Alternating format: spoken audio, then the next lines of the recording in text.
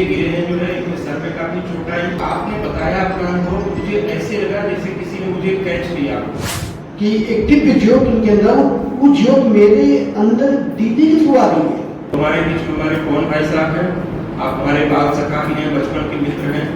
आपके भी दीदी के साथ बहुत ही दुर्लभ अनुभव है, वो हमारे बीच में आएंगे, चंद शब्दों में अपने उद्गार व्यक्त करेंगे। पवन वर्तमान जी।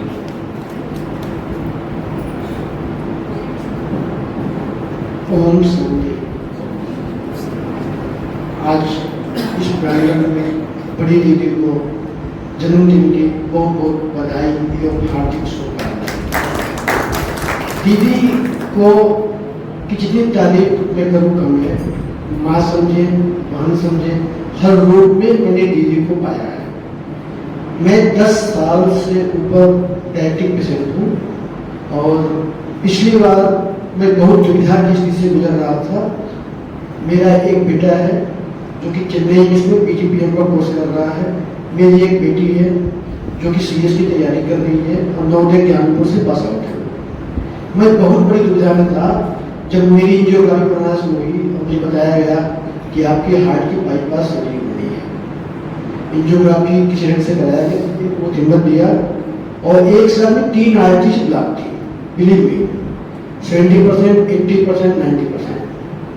बॉम्बे में डॉक्टर मिलते थे, उन्होंने कहा और बाईपास के अलावा कोई रास्ता नहीं है। मुझे डर लगता था कि मैं बाईपास कराने ऊटी में गया, लौट के आया, नहीं आया, पता नहीं मेरे साथ क्या होगा, मेरे बच्चों क्या होगा, मेरी युवा का क्या होगा। मैं शाम को बहुत निराश था, दीदी के पास में बैठा हुआ था और दीदी ने हिम्मत बनाया कि कौन भाई कुछ मत कीजिए, पापा की शरण में आपने उनसे बोलिए कि पापा हमें इस पार करें या उस पार करें, बीच में लटकाए ना।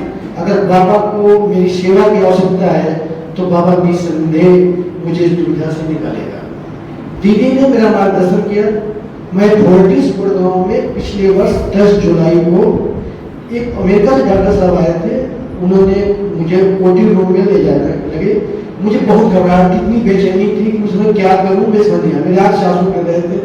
मेरे 2 बच्चे बाहर, मेरा बेटा मुझे 6 महीने से बाहर था और मैं क्या बहुत दुविधा स्थिति थी। तो अचानक मुझे शक्ति पुंज दिखलाई पड़ी जिसमें दीदी का मुस्कुराहट का चेहरा लगा कि प्रकाश पुंज मेरे अंदर दीदी के माध्यम से आ रहा है। तो मैंने एक निर्णय लिया, डॉक्टर साहब मैं बाईपास नहीं कराऊंगा, अगर संभव हो तो मेरे को स्टेंट डाल के आप इस दुविधा से निकालिए। मेरी कभी भैया से बात होती थी, मेरे बचपन के मित्र हैं, बहुत अच्छे मित्र हैं, इनके कारण मैं संस्था से जुड़ा हुआ हूँ। तो मुझे लगा दीदी की एक आवाज आ रही है, तुम एक निर्णय लो, उस निर्णय पर अड़ी रहो। मैं डॉक्टर में स्टैंड लगाऊंगा। मैं बिलीव मी, मैं OT में गया बहुत घबराहट के बीच। जब मैं डॉक्टर ने मेरी ओपन हार्ट सर्जरी की डिक्लेरेशन बंद कर दी और स्टेंट डालना शुरू किया तो मुझे लगा शक्ति पुंज दीदी के रूप में मेरे पास खड़े हैं। ब्रह्मा बाबा, शिव बाबा की एक दिव्य ज्योत उनके अंदर, वो ज्योत मेरे अंदर दीदी की थ्रू आ रही है। तो आप विश्वास कीजिए, मुझे ऐसा लगा कि अब मेरे साथ कोई भी घटना नहीं होनी है। और 10 जुलाई 2023 के बाद मैं इस प्रांगण में आज खड़ा हूँ तो इसमें कहीं न कहीं निसंदेह मेरे पूर्व जन्म का प्रताप है कि मैं दीदी से मिला, मुझे दीदी का स्नेह भरा, प्यार भरा आशीर्वाद मिला और पापा की कृपा से मैं आज अपनी जिंदगी को बिल्कुल सुगमता से जी रहा हूँ। मेरा बेटा भी चेन्नई से 6 महीने वाला है, 13 मई को उसकी ज्वाइनिंग है, तो कैंपस सिलेक्शन भी हो गया है। उसमें कहीं न कहीं दीदी की आशीर्वाद और दृढ़ निश्चय मुझे बनाए, बहुत बड़ा उसका रोल है। और मैं बस शब्द नहीं है कि इससे कुछ क्या कर सकूँ। मैं आभारी हूँ प्रदीप भैया का, मेरे बचपन के मित्र जो मुझे इस संस्था से जोड़ा। वास्तव में 2006 को जो भी घटना याद आती है, पुलिस लाइन में टीम की चक्कर उड़ रहे थे और दीदी एक स्वयं में दृढ़ निश्चय की मूर्ति में लोगों के बीच खड़ी हुई थी। और उसका परिणाम था कि पुलिस लाइन से हट के थोड़ी दूर पे हम लोग का अलविदा तनाव का शिविर संपन्न हुआ। और मैं इन्हीं चंद शब्दों के साथ प्रदीप भैया का भी हार्दिक आभारी हूँ और दीदी को पुनः जिनकी बहुत बहुत बधाई एवं हार्दिक शुभकामनाएं। भविष्य में आप इसी प्रकार मेरा मार्गदर्शन करते रहें और अपने छोटे भाई, बेटे या जो भी समझे, हमें आपका प्यार, स्नेह, दुलार मिलता है। ओम शांति।